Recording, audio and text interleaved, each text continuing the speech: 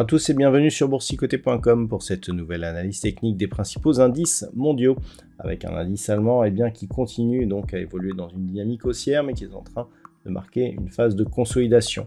On reste ici au-dessus de cette zone des 17 895 points. Le DAX donc revient ici sur une ancienne zone horizontale qui avait déjà été testée comme zone de support.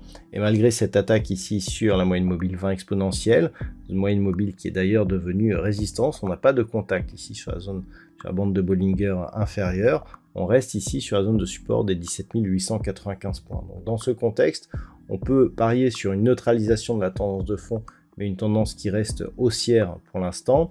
La temporisation ici n'est que court terme, et tant que l'on reste au-dessus de cette zone, elle n'invalide pas la tendance de fond. Une rupture de ce niveau pourrait nous donner un objectif de retour sur la zone des 17 000 points sur le DAX, alors que tant que nous sommes au-dessus, la perspective reste haussière avec comme objectif la cassure ici des 18 500 et l'inscription de nouveaux points hauts historiques sur cet indice. Sur l'Eurostoxx 50, nous avons une configuration assez similaire, difficile de tracer ici des zones horizontales, puisque ce sont des niveaux qui n'ont jamais été cotés.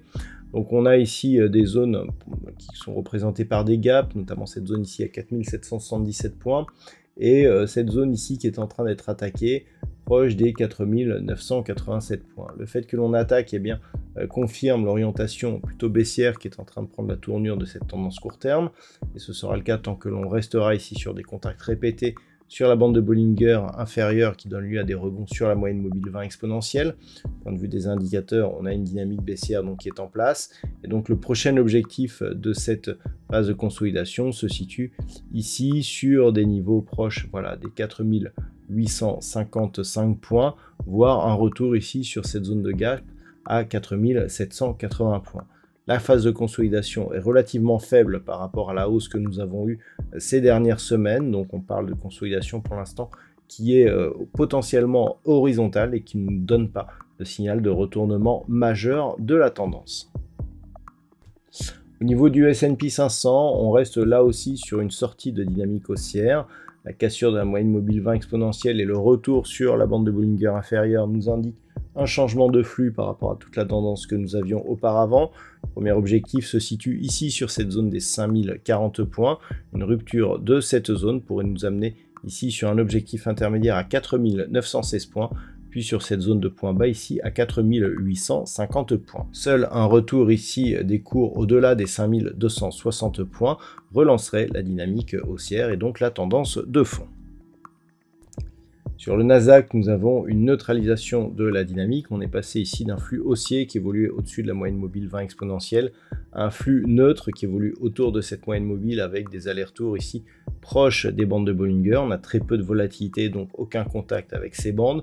Donc c'est une vraie phase de neutralisation avec une baisse des volumes et donc clairement qui n'invalide pas la possible poursuite ici d'un mouvement haussier. Pour relancer la dynamique, il faudrait donc inscrire un nouveau plus haut significatif et donc casser cette zone ici de points hauts proche des 18 460 points, sachant qu'une rupture ici de cette zone des 17 665 nous donnerait premier signal de consolidation avec des objectifs intermédiaires ici à 17 380 points ou là ici à 17 150 points avec un objectif potentiel ici sur cette zone des 16 600 points. Actuellement, en tout cas, nous sommes dans une phase de consolidation horizontale au sein d'une tendance qui reste haussière sur le Nasdaq. Et enfin, au niveau du Nikkei, ça reste neutre, au-dessus ici de l'ancien record donc sur cet indice. On reste sous les 40 000 points, et sur des niveaux relativement proches.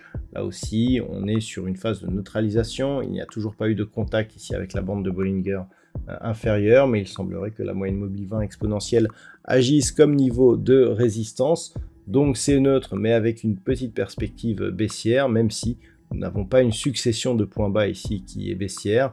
Donc c'est la rupture de cette zone qui enverrait ce signal, alors qu'un retour possible ici sur la zone des 41 000 points relancerait la dynamique haussière vers de nouveaux plus hauts historiques sur cet indice japonais. Voilà donc ce que l'on peut dire sur l'ensemble de ces indices mondiaux. Je vous souhaite de passer un très bon week-end. On se retrouve dès la semaine prochaine pour d'autres analyses techniques, toujours sur le site boursicoté.com.